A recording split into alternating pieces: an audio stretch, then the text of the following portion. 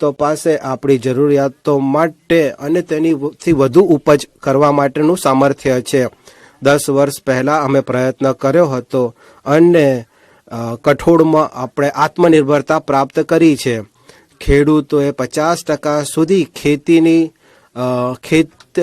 પેદાશોનો વધારો કર્યો છે અને અમે તેના માટે લાભકારક મૂલ્યોનું પણ નિર્ધારણ કર્યું છે. અને સારી આર્થિક ક્ષમતા સાથે કઠોળમાં આપણી આર્થિક વૃદ્ધિ થઈ છે. હવે અમારી સરકાર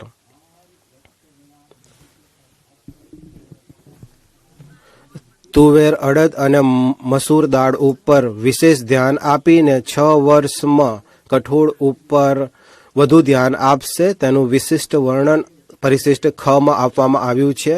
કેન્દ્રીય એજન્સી નેપેડ અને અન્ય એજન્સીઓમાં નોંધાયેલા ખેડૂતોને આગલા 4 વર્ષો દરમિયાન આ 3 કઠોળની ખરીદી કરવા માટે તૈયારી બતાવશે જેટલી તેમની સમક્ષ લાવવામાં આવશે. ફળો અને શાકભાજી માટે પણ વ્યાપક કાર્યક્રમનું આયોજન છે. આપણા લોકો તેમના પોષણ સંબંધી આવશ્યકતાઓ માટે આપણા દેશના લોકો જાગૃત થઈ રહ્યા છે અને આવકના સ્તરોને વધારવાની સાથે સાથે શાકભાજી અને ફળો અને શ્રી અન્નનો ઉપયોગ પણ વધુ માત્રામાં વધી રહ્યો છે. અને તેની આપૂર્તિ માટે અને પ્રસંસ્કરણ માટે અને ખેડૂતોને તેનું મૂલ્ય મળી રહે તેના માટે રાજ્યોની ભાગીદારી થકી એક મોટા કાર્યક્રમની શરૂઆત કરવામાં આવશે. તેના ક્રિયાન્વયન માટે એક સંસ્થાની સ્થાપના કરવામાં આવશે અને સહકારી સમિતિઓની ભાગીદારી તેમાં સુનિશ્ચિત કરવામાં આવશે. બિહારમાં મખાનાની ખેતી અંગે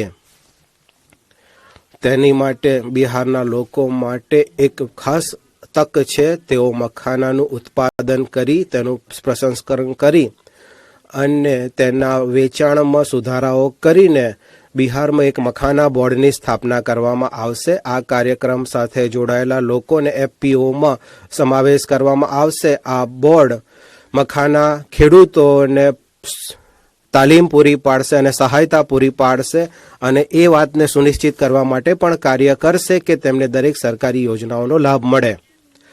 રાષ્ટ્રીય ઉચ્ચ પેદાવાર મિશન રાષ્ટ્રીય ઉચ્ચ પેદાવાર બીજ મિશનનું ક્રિયાન્વયન કરવામાં આવશે જેનાથી સંશોધનમાં ઉત્તેજન મળે અને આપણને સારા બીજ મળી રહે અને તેનો પ્રચાર થાય. તેના માટે 3 જુલાઈ 2024થી જારી કરવામાં આવેલા 100થી વધુ બીજને ખેડૂતોને ઉપલબ્ધ કરવામાં આવશે.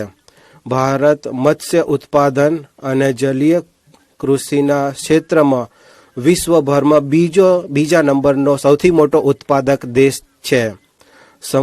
સમુદ્રી ખાદ્ય નિર્યાતનું મૂલ્ય 60,000 કરોડ છે. સમુદ્ર ક્ષેત્રની સંભાવનાઓના વિશેષ દ્વાર ખોલવા માટે અમારી સરકાર અંડમાન, નિકોબાર અને લક્ષદ્વીપ જેવા ટાપુઓ પર વિશેષ ધ્યાન આપશે અને સમુદ્રમાંથી 2019થી 15 કરોડથી વધારે પરિવારોને નળથી જળ ઉત્પન્ન કરવામાં આવ્યું છે, જે ગ્રામીણ આબાદીનો 80% વિસ્તાર છે. 100% કવરેજ પ્રાપ્ત કરવા માટે વધારેલા પરિવહન માટે વિસ્તાર 2028 સુધી કરવાની ઘોષણા કરીને મને ખૂબ જ હર્ષ થઈ રહ્યો છે.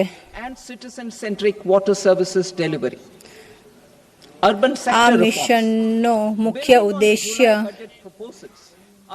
ધ્યાન અવસંરચનાની ગુણવત્તા અને જન ભાગીદારીના માધ્યમથી ગ્રામીણ ક્ષેત્રમાં પાઇપથી જળ આપૂર્તિના પરિચાલન અને રખરખાવ ઓએનએમ પણ થશે. રાજ્ય સંઘ રાજ્ય ક્ષેત્રોની સાથે જ્ઞાપનો પર હસ્તાક્ષર કરવામાં આવશે એટલે નિરંતરતા અને નાગરિક કેન્દ્રિત જળ સેવાને સંક્ષિપ્ત કરી શકાય.